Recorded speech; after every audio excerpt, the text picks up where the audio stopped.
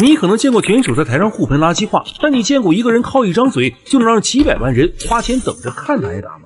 我还没挖过。这个让喜欢他的人疯狂，讨厌他的人也忍不住买票的男人，就是我们今天的主角——嘴炮康纳·麦格雷格。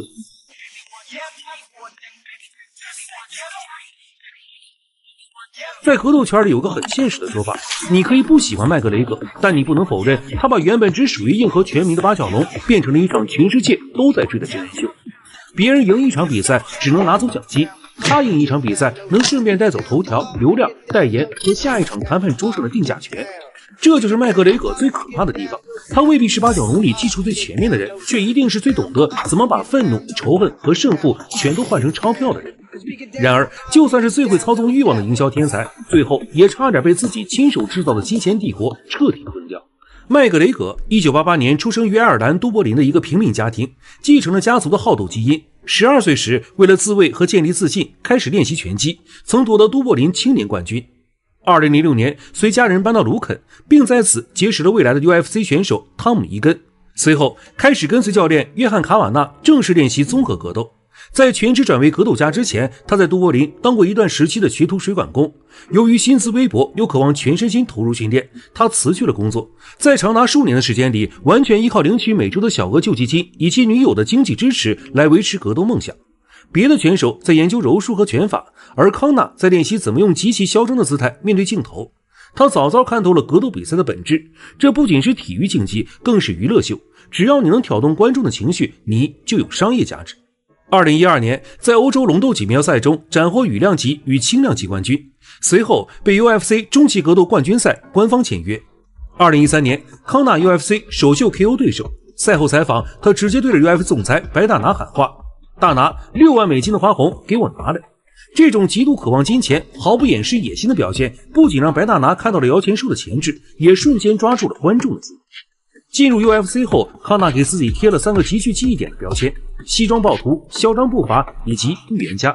他会在赛前发布会上预测自己将在第几回合用什么动作 KO 对手。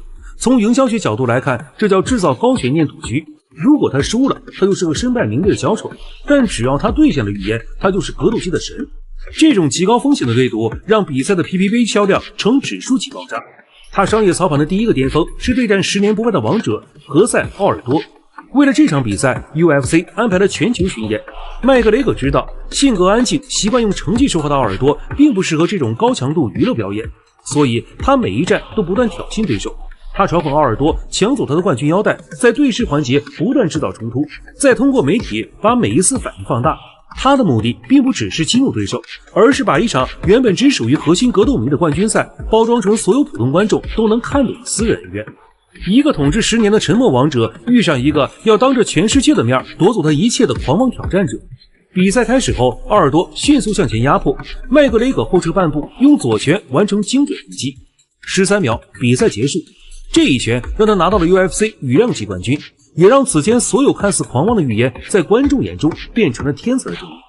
他把一场体育比赛变成了一场充满个人恩怨的真人秀，流量就是这样被彻底引爆的。麦格雷格最强大的地方不只是会打嘴炮，而是知道怎么把话题转换成合同里的数字。在传统格斗体系中，拳手的谈判筹码主要来自排名、冠军头衔和连胜记录，麦格雷格却加入了一个更加现实的指标：我究竟能为公司卖出多少份付费观看？2016年，康纳生重挑战内特迪亚兹，遭遇了 UFC 生涯首败。面对危机，他是怎么做公关的？他没有找借口，而是坦然承认失败，并立刻要求重赛，这叫触底反弹的英雄叙事。观众最爱看这种剧本。一番战 UFC 1960时，麦克雷格已经拿到公开披露的100万美金基础薪酬，成为当时 UFC 首位公开出场费达到这一数字的选手。到了二番战 UFC 202，他的公开基础薪酬上升至300万美元，迪亚兹则获得200万美元，两人还有其他奖金和 PPV 相关收益。这场比赛最终售出约165万份 PPV， 刷新了 UFC 纪录。他向所有选手证明了一件事：你的价值不取决于你打得多好，而是取决于你能卖出多少张门票。到了2017年，他策划了体育史上最疯狂的一次商业跨界，挑战49战全胜的不败拳王弗洛伊德·梅维瑟。懂拳的人都知道，在拳击规则下，康纳毫无胜算。但这是一场比赛吗？不，这是一场价值数亿美元的超级大型联合营销事件。两人在赛前举行了全球4城巡回发布会。康纳穿着那身著名的印有暗纹的定制西装，疯狂嘲讽梅威瑟。两位深谙商业炒作的大师，如同两位顶级的相声演员，硬生生把一场没有悬念的比赛炒成了全民狂欢。比赛结果不出所料，康纳在第10回合被 TKO， 但他没输。那场比赛，康纳卷走了惊人的1亿美元。他用一场早已注定失败的比赛，完成了阶层的终极跨越。从那一天起，擂台上那个嗜血的穷小子死了，取而代之的是资本家麦格雷格。赚到1亿美金后，他利用自己的爱尔兰人设和极其庞大的粉丝基数，推出了自己的烈酒品牌。他把 UFC 赛前新闻发布会变成了自己品牌的免费广告位。在比赛中，哪怕被小鹰哈比布按在地上揍，场外却依然是他人气和销量暴增的狂欢。2021年，他将该品牌的大部分股权出售，直接套现约6亿美元，这才让他一举击败众多足篮巨星，登顶福布斯。不可否认，穿上丝绸睡衣的康纳再也没有了凌晨5点起床练拳的饥饿感。后期的他技术被磨透，甚至遭遇了断腿的惨剧。频繁的失利让他跌下神坛，很多格斗迷嘲笑的现在只剩下嘴硬，嘲笑的是个小丑。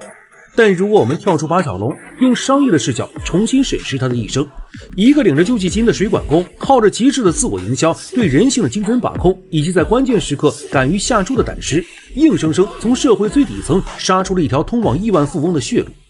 他也许不再是这个世界上最能打的人，但当他穿着定制西装，走着嚣张的步伐，看着银行账户里的巨大数字时，他赢得了这场名为现实的比赛。注意看，一场中美对抗赛中发生了人人都不想看到的意外，400多斤美国大力士被中国巨人拳王一拳打断脖颈，瞬间躺尸擂台。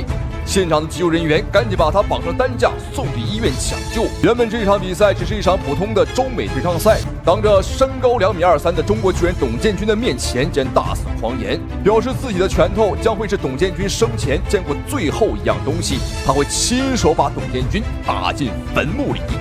没错，观众朋友们，这哥们儿要扬言要把董建军打死，而董建军又是何人呢？我们注意看，眼前的巨人就是董建军，他是我们中国有史以来体型最庞大的拳击手，甚至比中国的大爆炸张志磊还要高上10多公分。他身高2.23米，臂展2.19米。我们别看董建军5大3粗，但他却精通中国传统武术散打以及跆拳道，是一个不折不扣的武痴。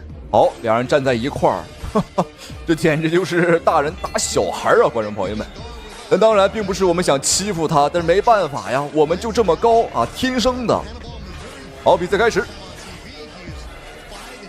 中国巨人大战美国大力士，看一下谁能够先把对手 KO 掉。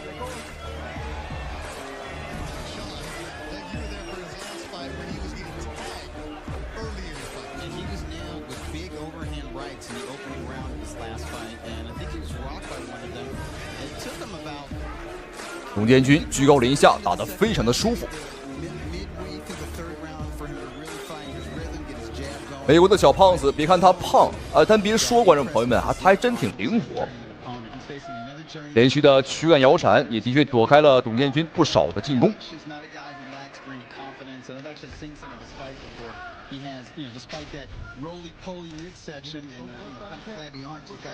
但他的这个摇闪方式啊，太过于单一。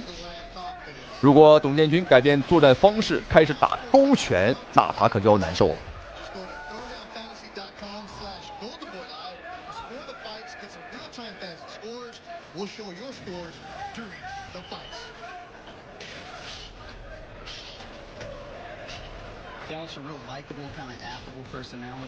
别看董建军5大3粗，身形非常的壮硕，但他的步伐和拳法都相当细腻。这的确是我赛前没有想到的。好，第一回合已经过去了一半的时间。美国的大力士兰斯啊，他有浑身的蛮力，但是打不着啊。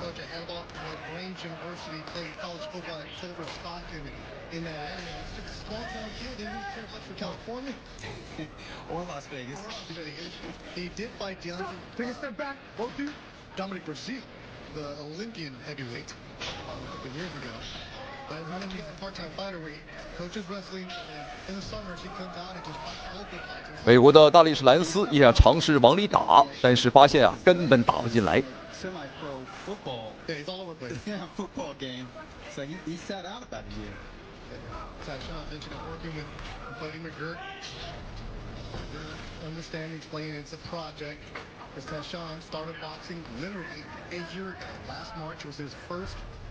前手把控距离，哦，后手倒了，倒了，比赛结束，裁判1秒都没有犹豫，一拳只打到1拳就倒了。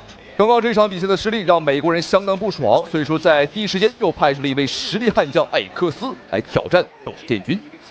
我们看他依旧是一个白人选手，虽然说身材上来讲呢没有兰斯那么肥，但是我们看他的身材啊，肌肉块头还真不输董建军。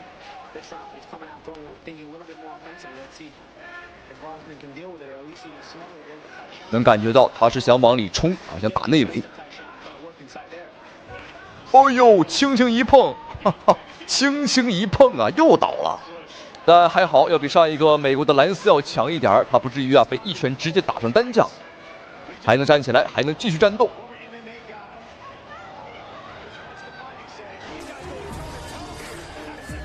据说这个艾利克斯啊，曾到日本特意学习过日本的空手道啊，所以说他现在的拳法呢是来也空空，去也空空啊，这个哦呦气势如虹，就是打不着人，又倒了，又一次夺秒，短短不到1分钟的时间啊，2次夺秒了，还能坚持吗？我们看1分钟的时间啊，打得满身大汗，好漂亮，前手打到了，有点晃，哎呦又倒了。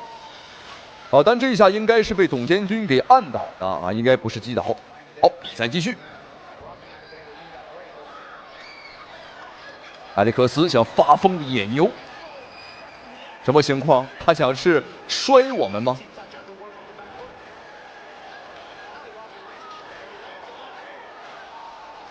现在美国的艾利克斯啊，他已经是完全失控了啊，他知道自己呢可能在技术上。打技术啊，绝对打不过了，所以说便背水一战，玩了命的啊，大力摆拳，哎呦倒了，这一下裁判你还怎么包庇？比赛结束，裁判挥手了，因为这场比赛是没有悬念，1回合3次击倒，其实已经是5次击倒，有2次裁判也算是包庇了对方一下。在感受到中方巨人董建军的实力之后，这美国官方不得不重视起来，也不再派出白人，直接掏出了王牌。美国拳坛的黑人选手托米·华盛顿，的确，在世界拳坛啊，这个白人的战斗能力相对来讲，观众朋友们只能说啊，一般，还得是黑人比较猛。像霍利菲尔德啊，像刘易斯，像泰森，这都是黑人。好，比赛开始，我们闲话少说。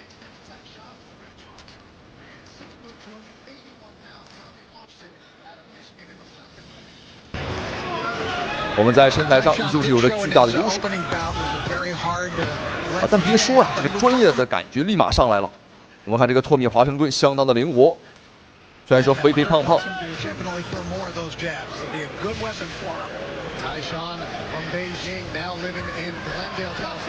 臂力的把控以及他的摇闪都相当的顶级和专业。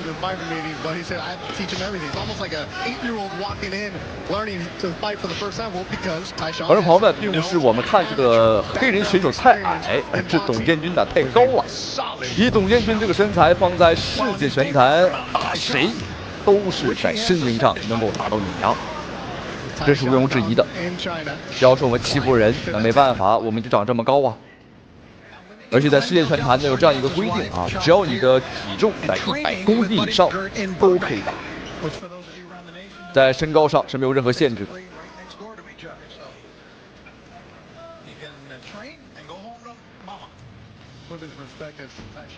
Size 18-foot shoe and 22-ounce gloves that were custom ordered for him.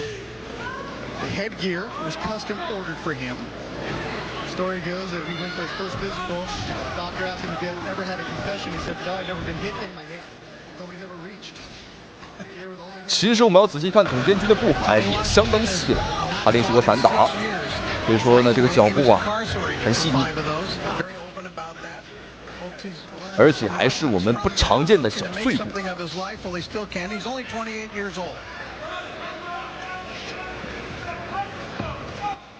第一回合最后的1分钟，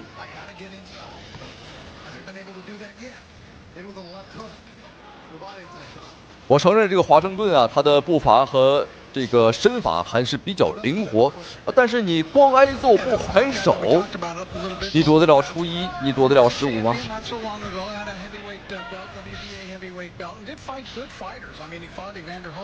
好了，这应该是一个读秒。在第一回合还剩30秒钟的时候，我们看托米·华盛顿现在已经是4脚着地，跪在了地板上。结束了，比赛结束了。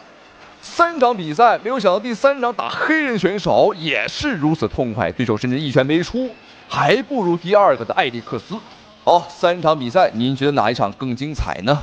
反正3场都是秒杀，都是1个回合之内拿下。我觉得董监您的实力是不弱于张之磊的，有什么想法可以在评论区留言讨论。咱们下期视频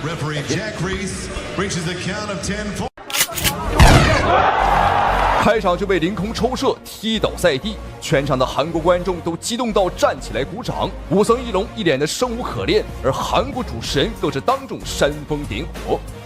好好请教 ，Made in China No Made in Korea Check。然而接下来认真比赛的武僧一龙拿出了真正的少林功夫大力金刚腿，踢得韩国选手屁滚尿流，哭爹喊娘，甚至当众尿湿了裤子。这一幕看得韩国观众一脸蒙圈，他们无法相信眼前所发生的一切。这个将武僧一龙踢倒的男人名叫闵永贞，自称是韩国第一神腿。在比赛还没开始之前，就嘲讽我们中国武术和中国足球一样不堪一击，还称韩国的跆拳道才是世界第一武术。在我看来，中国功夫就像中国足球一样不堪一击。我将会证明跆拳道的强大。而这场比赛，观众朋友们，迎战韩国第一神腿的选手便是我们的少林武僧一龙。我知道有很多人说呀，说一龙是什么假和尚啊，说一龙是个骗子，说一龙没本事。所以说呀，我们必须要齐心协力，一致对外。好，观众朋友们，双方这一场少林功夫大战韩国跆拳道的大战已经开始了。赛开始了，红方是闵永贞，蓝方是武僧一龙。那么通过这个出场，我们已经亲眼看到这个闵永贞是练跆拳道出身的。因为他穿这个身的道服出场嘛。武僧一龙我们不用多说。那么今天从他这个留着小胡子，我们能看到他想在2013年的比赛里面有一种新的表现，有新的作为。我们可以看到，此时武僧一龙呢是一脸的生无可恋，而韩国的观众也都站起来激动鼓掌，因为刚刚这一下击倒明显是滑倒的正常的裁判是不会判读秒。用客观的因素所干扰，继续全身心的投入比赛。武僧一龙这种抗击打能力非常强大，尽管我们看到这个闵永贞用他这个跆拳道的什么旋踢动作包括扫踢动作横踢动作但是在武僧一龙面前一一化解。看，这是闵永贞准备利用一个转身后旋踢被武僧一龙化解掉。要知道武僧一龙这个抗击打能力我就跟你讲，你在启动的时候我啪一个近身，原来你闵永贞对手只是击倒了一龙1次，而现在观众朋友们，一龙是成百上千次的在还给对手。虽然说一龙呢，他是名声在外，有好有坏讨厌他的人有很多，但是观众朋友们，这讨厌也得分场合。在韩国人面前，我看武僧一龙那也是眉清目秀那也是英姿飒爽，那也是威武无比好的，跪下来，这个封堵动作没关系，继续上。现在闵永贞的这个打到现在我们看得很清楚，他没有拳法他更多的利用这个旋踢腿的动作。你看他这个头部的防守空档太大了。此时此刻，台下的韩国美女观众都心疼的不得了，因为这个闵永贞在他们的心中就是男神就是偶像。但现在他们的偶像闵永贞都快被武僧一龙打成呕吐的对象了照这么打不吐想不吐都难好，我们看一下慢动作，对方踢倒一龙的这一脚，一龙在还没有倒地的瞬间赶紧就站起来了，这完全是不是读秒的你看赶紧站起来，但是裁判也是更快啊，赶紧过来说我要读秒，这才是武僧一龙一脸生无可恋的原因。好，韩国的选手闵永贞，他的身上没有任何斗志的感觉，而你看一龙，双眼当中充满杀气。上武僧一龙更加全面，我们看到这个闵永贞，你虽然练跆拳道，你只有用腿法进攻，但是你这个上三路没有任何的防御能力和进攻动作，上三路下三路的自由的组合来显示你对手的实力。你靠单一的腿法进攻，想站在这擂台上成为英雄，确实很难。你看一龙的扫手。 브레이크인데 그렇죠. 하이킥 슬그머니 뒤로 피하고 있는 민영진. 민영진 선수는 항상 자기 오른쪽으로 크게 돕니다. 지금 이미 现在闵永贞已经不像在第一局比赛里面利用什么后旋踢啦旋风脚啊，对不对？横踢动作已经没有了。现在场上完全被武僧一龙牢牢的控制着。 킥복싱이라든지 KO 룰에 맞춰서 하는 움직임 전혀 아니고. 观众朋友们，要知道这个闵永贞啊，他可是跆拳道的冠军啊，已经是韩国跆拳道的顶尖的选手了。但以他的实力，在我们中国恐怕中国武术界啊，参加少儿组，估计拿个奖啊，拿个第3啊，都有点难。武僧一龙说：“我踢，我踢，你不是跆拳道冠军吗？我踢，我踢，让你知道中国功夫的厉害。我踢，我踢，让你站不起来。” 闵永贞。 倒下了。我们看情况，闵永贞应该是站不起来了。好，扶着围城还想起来，现场的韩国女观众懵了。好，比赛结束，这场比赛真的是大快人心，下一秒就被武僧一龙的大力金刚腿踢的是屁滚尿流。那屏幕前的您觉得韩国跆拳道和我们少林功夫啊，和中国武术到底哪个更强呢？欢迎在评论区留言讨论，咱们下期视频再见。 连续重拳20多次的重拳，手拿着已经没有出现了。这个荷兰不败天王向中国拳坛发起挑战，警告拳法在一夜之间造成1死2伤，连赢3场。此消息一出，震惊了中国拳迷。有人说他的出现让中国拳坛倒退了10年不止，因为他在中国长达5年时间里没有败绩，将中国年轻一代选手通通打了个遍，横扫一空，非死即残。他就是阿尔伯特·克劳斯，一个在搏击擂台被称为杀戮机器的男人。巅峰时期的克劳斯横扫了同级别全世界的所有高手，就连拳王波球也只能当他的垫脚石。但正所谓天狂必下雨，人狂必受罚。在巅峰待久了的克劳斯开始瞧不起任何人，甚至还公开蔑视中国选手。 其实我不太理解，为什么中国人要打拳击？明明都是一帮东亚病夫，我8岁的儿子都可以轻松击败他们。只要我还活着，恐怕中国人这辈子都无法击败我。见克劳斯如此的目中无人，中国小将李壮壮不顾家庭和团队的劝阻，誓要为中国搏击争回一口气，向克劳斯发起挑战。好，我们注意看双方的比赛已经开始，红方选手白色拳套李壮。 壮壮这个小伙呢，他的这个人如其名啊，确实是比较壮。实际上，壮壮的家人和他的教练团队啊，是不希望他来挑战克劳斯的啊，因为这个风险啊，观众朋友们太高了。打对方有可能会断送职业生涯，而且一不小心啊，还有可能会丢掉小命啊，所以说风险太高了，不知道。但刚刚20岁刚出头的李壮壮却表示：“我宁可站着死，也绝不躺着生。”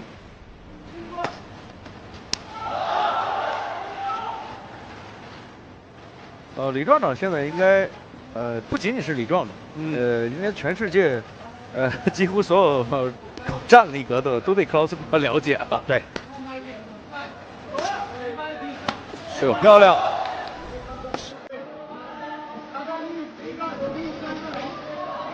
李壮壮要对头部的防护要好一点啊。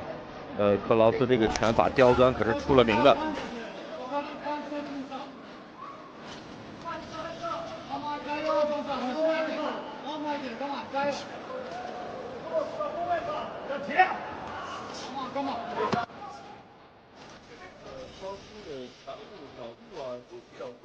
对。都是这些事情走啊，是全面。在克劳斯的面前，李壮壮显得的确是过于的稚嫩啊，但是呢，敢上台打，我觉得啊，李壮壮已经赢一半了。比赛开始，我们看克劳斯呢是步步紧逼，他的步子咬得很紧，但李壮壮呢是边推边打，并没有一味的这个单纯的逃跑。之前有很多中国的小将输给克劳斯啊，就是因为这一点，他追他就跑，然后呢就忘记反击了，因此被克劳斯追着打，就像我们视频当中开始那一幕。但是我们再看李壮壮，他还真有点引蛇入洞啊，这个吊着克劳斯进来的感觉，漂亮，就打反击。你喜欢进攻，那我就打反击。像上一场郑昭玉也是这种打法，对，而且郑昭玉之前也是跟克劳斯打了几次啊，对，是输给了克劳斯，后来郑昭玉还去和克劳斯一起训练对。比赛就是比赛，一定要吸取别人很优秀的地方。是。哦，漂亮，高手，哎，失去重心。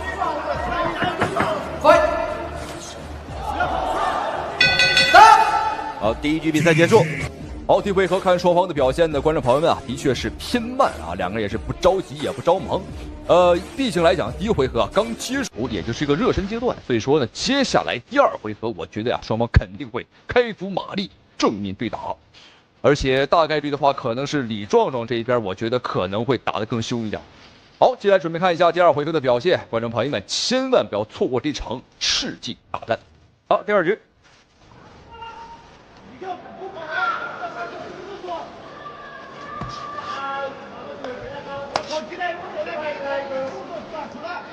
克劳斯今天这个右低扫的输出还是比较多，对，效果还不错啊，当时。对。顶膝。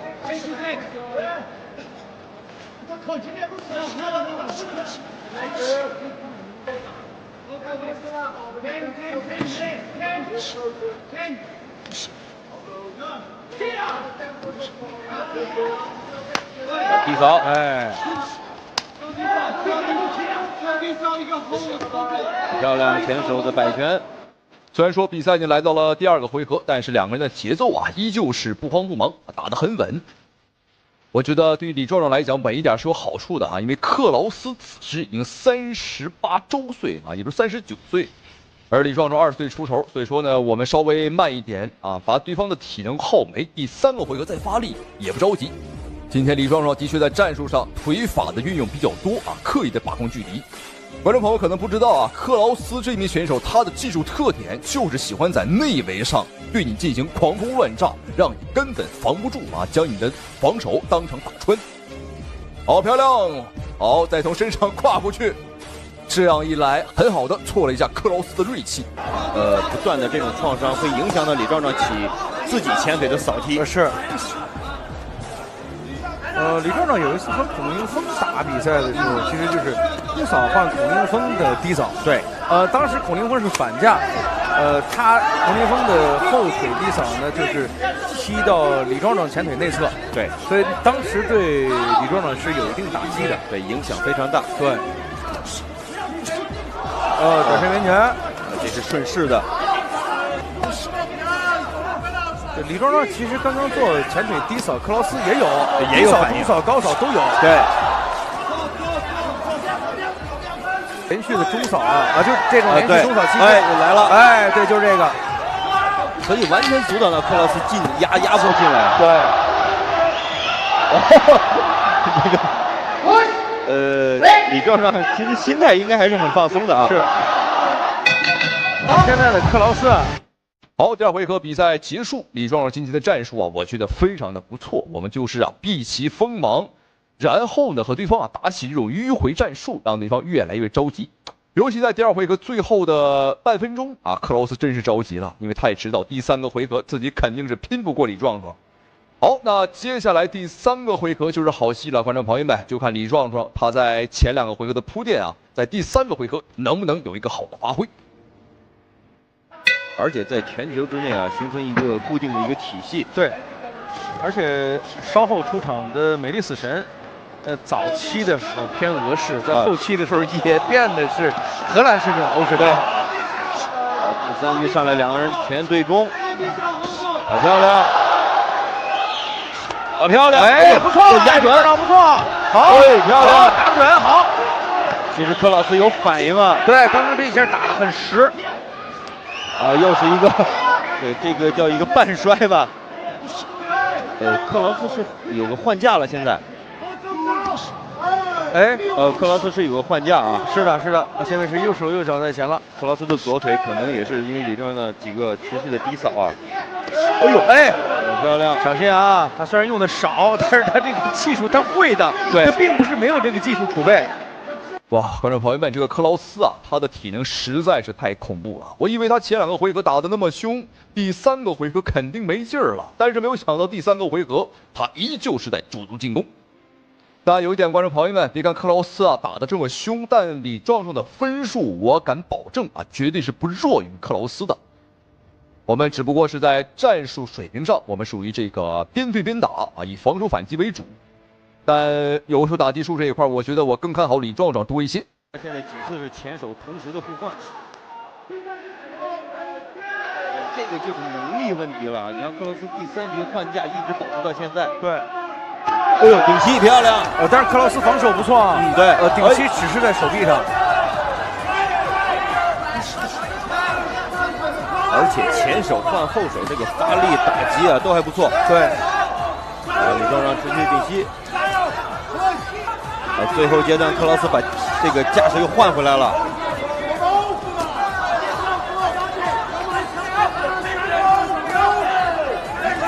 哇，后手拳不错，压得准。这个机会掌握的也好。对。顶膝，哎呦，克劳斯的防守还是好，对，看得很准。的防守啊。最后几秒钟，顶膝。这一轮李壮壮的表现不错啊！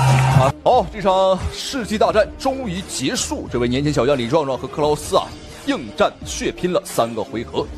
好，最终的比赛结果，我个人感觉，我个人还是偏向李壮壮多一点啊，因为有效的反击啊，打得相当的不错。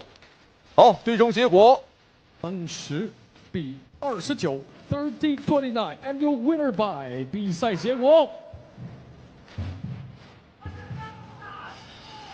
洪方胜 the red corner， 掌声漂亮，漂亮，今天击倒了，防守，又一次被击倒。中国坦克邱建良又一次刷新纪录，横跨3个级别挑战西班牙巨人伊萨查迪。强大的实力再加上无敌的全伤，揍得对手连滚带爬，哭爹喊娘，彻底看杀老外。有请本场比赛红方：2014年 WRF 65公斤级洲际金腰带，14年、15年泰国 S1 世界级金腰带，16年 WRF 67公斤级世界公王者，2017年 GOH 羽量级初代世界级金腰带，目前世界排名第1。有请邱建良。观众朋友们，大家好，欢迎收看本场比赛这一场中国坦克邱建良横跨3个级别挑战西班牙巨人伊萨查迪的精彩对局。没错，这场比赛邱建良啊又来挑战自己的极限，又来刷新自己的记录了。而且这一次还直接横跨3个级别挑战西班牙巨人。邱建良这真是既有实力又有胆量。但其实邱建良原定的对手呢，还真不是伊萨查迪，是一个来自罗马尼亚的塞德里克啊。但是对方啊，因为一些特殊的原因，没有办法来我们中国参赛。邱建良干脆就1不做2不休，挑战自我，横跨3个级别挑战眼前的选手西班牙的伊萨查迪。好，对方的身高和臂展都相当的惊人，身高1.85米，臂展1.86米，职业战绩27胜当中有25次 KO 对手。他的终结能力啊，相当恐怖。一上来就是低扫对手的重心。邱建良这个反应能力啊，和他的这个进攻实力是不用质疑的。对，邱建良我们非常熟悉，在场上呢是全伤，非常高的一位选手。对，尤其是他在场上灵活的步伐，还有线路的转变，让很多的对手啊真是非常的头疼。再加上现在他总是喜欢去挑战自己原本不在的这个级别啊。是，有一句话叫山高人为峰，可能现在站在世界第一的状态上来说，邱建良最大对手是谁呢？就是自己了。对，我们看这个伊萨查迪呢，无论是在身高上还是在臂展上啊，这的确肉眼可见啊，高了邱建良太多了。对方的进攻范围相当的远，尤其是我们看对方的2条大长腿，哇，非常的长。但是话说回来呢，邱建良的腿法好像真没服过谁啊！27胜双方互相抡拳，25次 KO。对，刚才实际上查迪是想要去摔邱建良，对，但是，要摔邱建良可不容易啊，那可是。现场的观众又响起了热情的为邱建良加油的声音。哦，漂亮！因为其实刚才跟大家介绍的是伊萨查迪 KO 率不是很高，是极高。对，27胜当中25次都是 KO。然后看伊萨查迪每一拳，为什么他总是倒在地上？因为他每一拳都是把自己身体就会抡出去的这种拳。的确，这个伊萨查迪啊，他的确身高够高，力量也够足，但是有一点他重心是相当不稳了，这是个子高的拳手共有的一个缺点。好，现在对方是有点晕，啊，后手打中了，转身后摆，连续的大力摆拳。伊萨查迪有点招架不太住，哦，飞膝，这一连串的凶猛进攻，哇，这一下直接扔出擂台。对，这个。因为这个伊萨查迪啊，看到对手进攻很猛，所以主动选择去缠抱。对，邱建良直接把他一个带摔出去。双方可以说一个先犯规在先，然后另外一个以犯规来报复。这个属于这个以牙还牙、以眼还眼的这样一个状态。好，第一回合比赛结束。虽然说邱建良今天啊是横跨3个级别挑战的对手，但是从局面上来看，我是丝毫感觉不到对方有任何优势，只是看起来在身形上是有优势，但真打起来的时候啊，差了3个级别。邱建良打对方啊，依然像打玩具一样。好，第2回合开始了。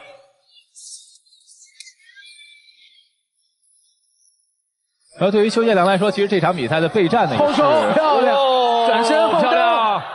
哇，邱建良的这个转身的回旋踢啊，是非常的炫酷。对。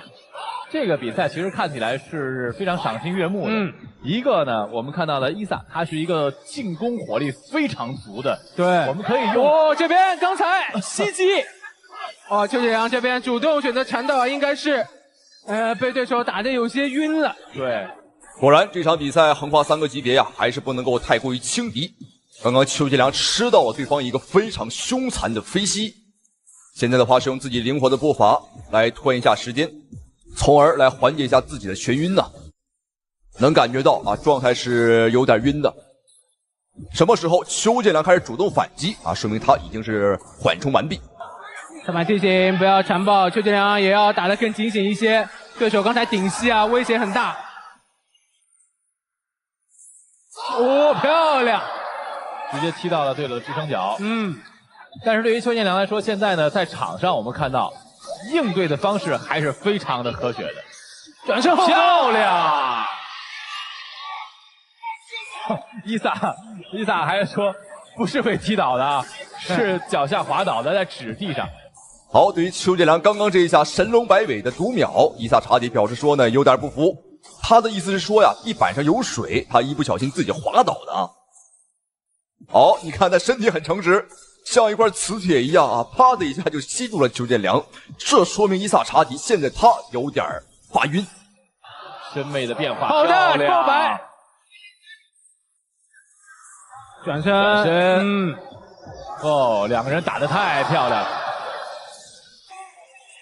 邱建良今天是遇到了一个火力很猛的选手，所以他也把自己的火力完全发挥出来。哇！我们夸赞过对方的双腿够长，但是长归长啊，观众朋友们，这也不经踢啊，越长越不经踢。好，我们看伊萨查迪还是通过搂抱来缓解邱建良的一个进攻节奏，裁判对他进行了警告。第2回合还有最后的10秒钟啊，还是现场观看上都是非常有视觉冲击力的。裁判再次提醒伊萨不要缠抱，两人换正蹬。对，说实话，这个缠抱他已经是吃了好几次亏了。对。被邱建良带摔出过擂台一次。好，观众朋友们，第二回合比赛结束，邱建良今天的表现，观众朋友们，我只能用无敌2个字来形容了。要知道今天双方可差了3个级别，邱建良依旧是能够横推碾压对手。没办法了，因为在同级别啊，羽量级别，邱建良已经是没有对手可打了，也没人敢和他打。但这场比赛就不一样了，伊萨查迪听说呀，邱建良是世界排名第1啊，心想这捡漏的机会不来了吗？我大你3个级别无论怎么打都可能打赢啊。但现在事与愿违啊，他接邱建良的比赛啊，是他这辈子做过最错误的一个决定。哇哦，邱建良直接扫中断对手连续的左右摆拳，防守报价非常的稳健。高扫，高扫，刚才是连续中扫之后啊，来欺骗一下对手，直接换了高扫。但是伊萨的防守也是很严谨。是我们看邱建良呢，在场上的在进攻的时候呢，有很多的这种动作，包括眼神去迷惑对方。伊萨呢抱怨几句，但是你去缠抱对手，对手来打你，那有什么办法呢？是。裁判又提醒第2次，对，不要缠抱。后手，高扫，将擦过，漂亮！别人都是左右摆拳，到了邱建良这儿，观众朋友们变成了左右摆腿，左右开弓。好，把伊萨堵在角落，疯狂的打击对方的身体。好，飞膝打开防守，伊萨有些晕了。哇，伊萨还没有从这个神圈出来。所以说，你也不用觉得伊萨狼狈，因为他面对的是谁呢？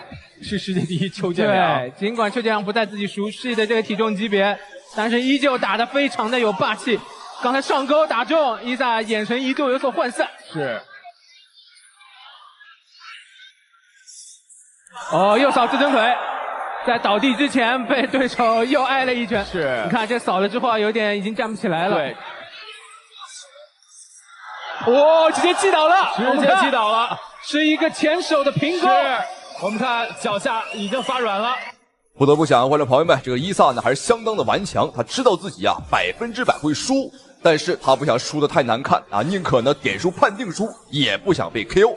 王猛攻，连续的前伊萨要反击，否则裁判会叫停比赛的。现场的观众朋友已经沸腾了。防守。伊萨这个顽强的支撑能力啊！再来踢支撑腿，后手，又一次被击倒。裁判觉得这是被推倒的，所以没有读秒。是，但是伊萨你看起来就是因为他的这个前腿啊，被连续的这个击打之后，显得非常的难以支撑。好的，观众朋友们，这场比赛终于结束，邱建良横跨3个级别，和西班牙的巨人啊，这个对轰了3个回合，双方打的都很精彩。原本伊萨查迪想捡个漏啊，想踩着邱建良上位，但是没有想到，反倒是成为了邱建良的垫脚石。